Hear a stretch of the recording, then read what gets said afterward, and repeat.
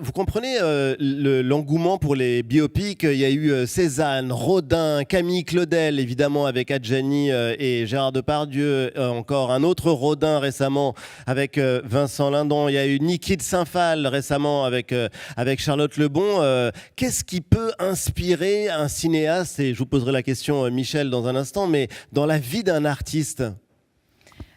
C'est tout l'accès au processus créatif. Enfin, on a l'impression, quand on regarde un biopic, de pouvoir un peu percer le mystère de la création, parce qu'on connaît plein d'œuvres, mais on ne sait pas forcément exactement qui était la personne qui les a créées. Et ça permet de le replacer dans un contexte, dans une époque. Ça raconte la France.